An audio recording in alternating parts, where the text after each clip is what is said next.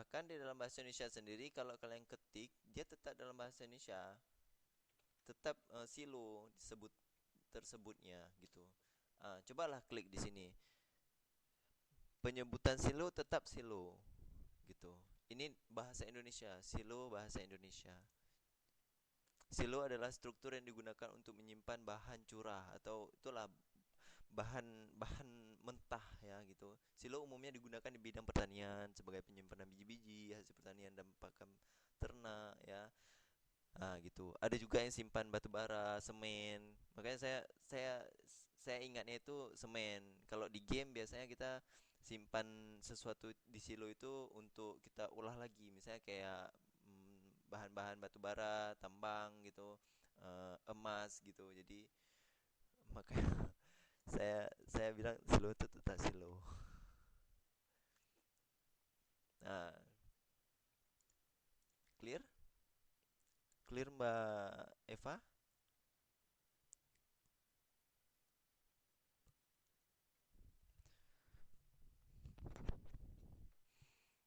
Tapi saya tetap puas.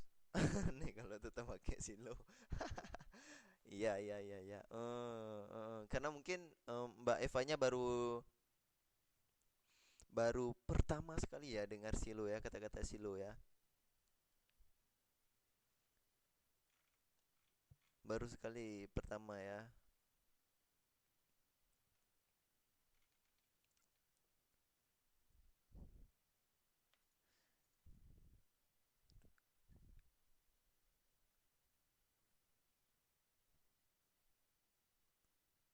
Oh, cari di revisi kata saya.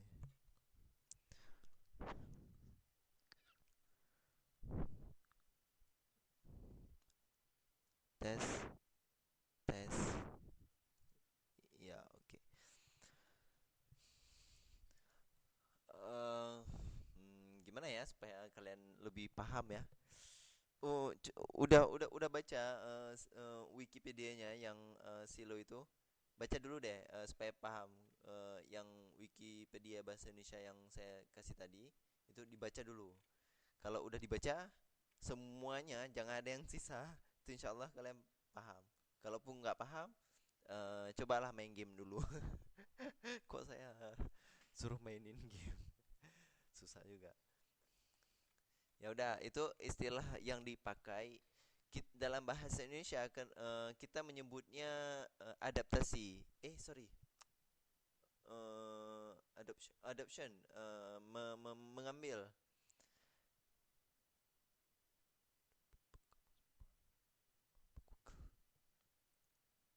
Kalau dalam bahasa Indonesia kita sebutnya adaptasi.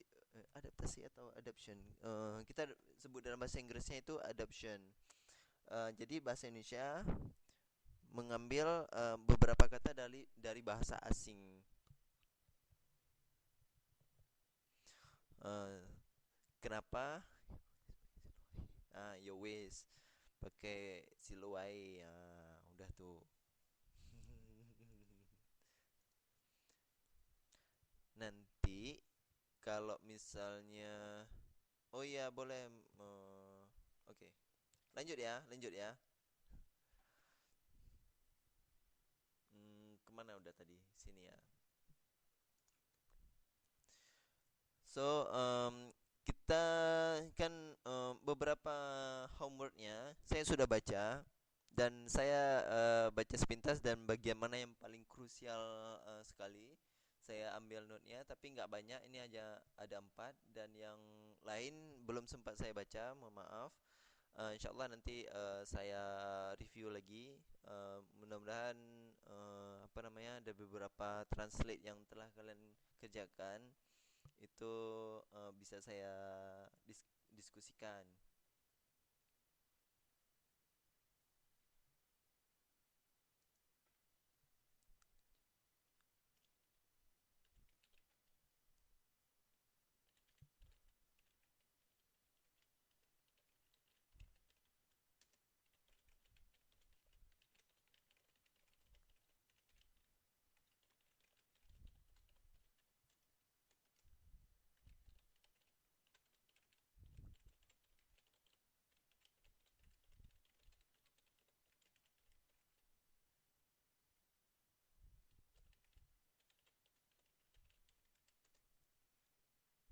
Udah.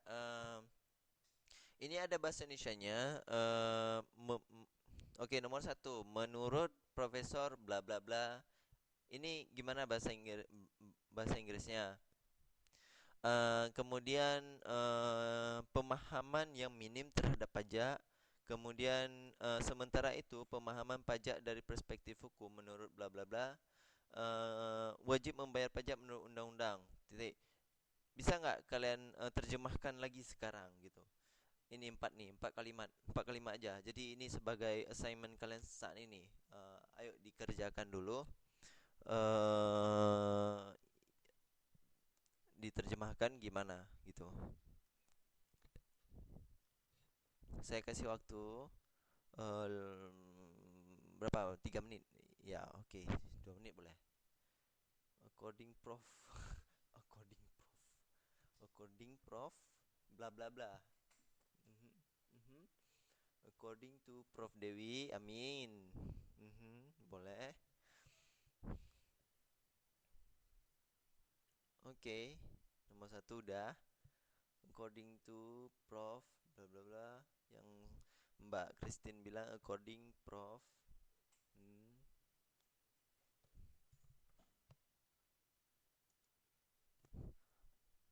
Prof bla bla bla. Yes, yes.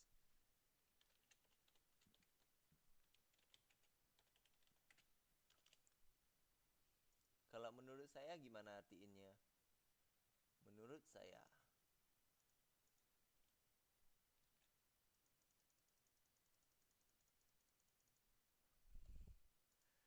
Kalau di situ ada menurut profesor. Nih menurut saya gimana artinya? According to me. Ada yang lain? Ada yang lain?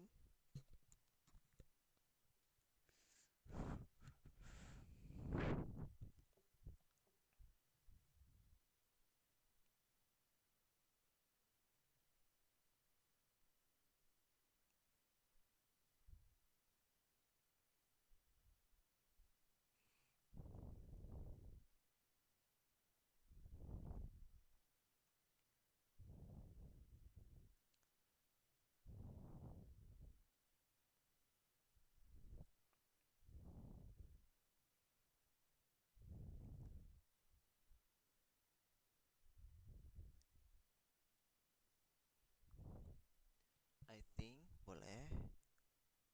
Dah ikut yang atas coding tu. I think based on Professor Lisna minimum understanding. Okay, okay.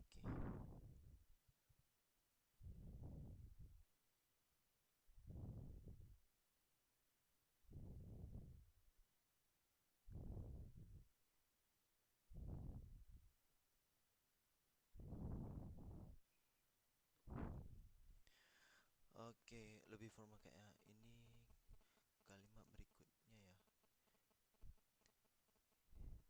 Oh, ya langsung aja terjemahin terus kalimat selanjutnya apa. Nanti saya bahas. Yang penting saya udah baca-baca nih. Or in my opinion. Oke. Yang kedua, pemahaman sering dijumpai. Ini kalimat berikutnya. Lebih formal kayak minimum understanding of tax gives an illustration. Pemahaman yang minim terhadap pajak memberikan gambaran. Minimum understanding of tax gives an illustration. Boleh, boleh. Bisa dipakai Mbak Eva.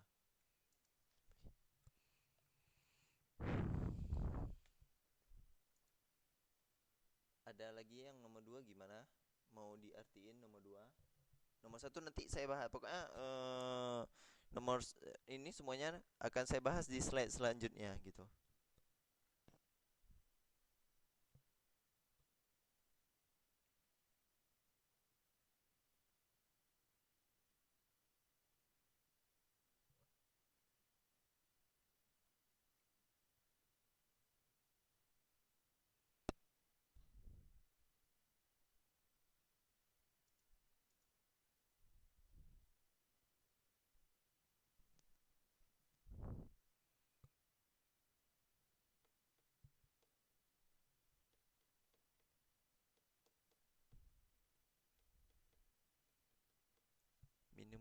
understanding of text give an illustration. Ya, boleh Mbak Eva. Adakah yang lain? Yang lain ada yang untuk pemahaman yang minim terhadap pajak memberikan gambaran bla bla bla. Sebenarnya itu ada bla blanya lagi deh.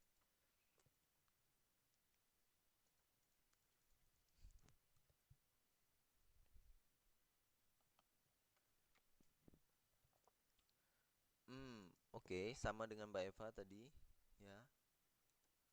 Oh, beda sedikit ya. Hmm,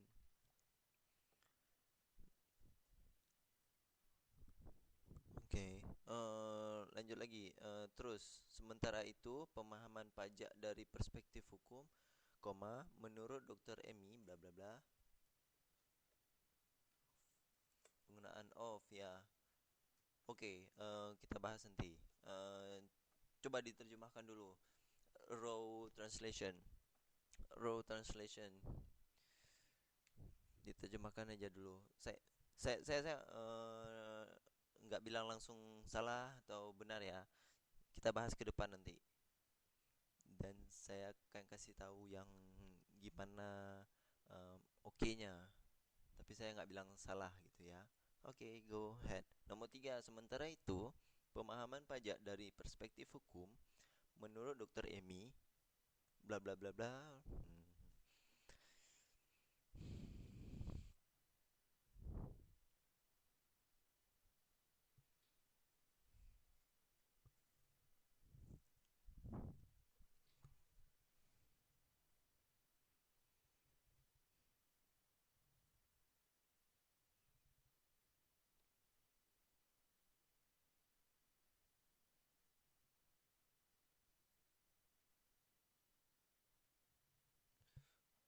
Number while tax understanding from the lack of understanding ABT tax give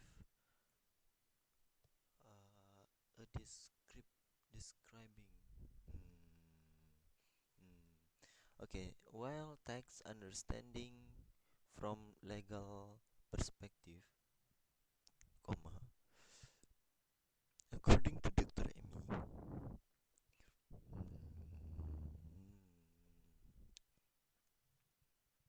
Oke, lanjut lagi. While the understanding of tax from legal perspective, according to Dr. Emi.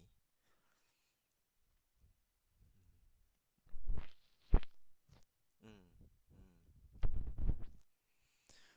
Oke, lanjut lagi. Terakhir. Wajib membayar pajak menurut undang-undang. Yang terakhir, wajib membayar pajak menurut undang-undang. Saya nggak tahu bahasa Inggrisnya undang-undang apa ya. Kalian tahu nggak? Kalian lebih paham. Undang-undang itu apa ya? Legislatif ya apa ya? Artikel, laws. Iya sih, law, benar sih, law, laws. Oke lah, laws boleh juga. They should be paid the tax based on the law regulation. Artikel, saya pernah dengar artikel. Ya benar, Mbak Dewi. They should be paid.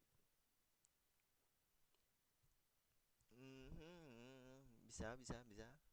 Based on the law.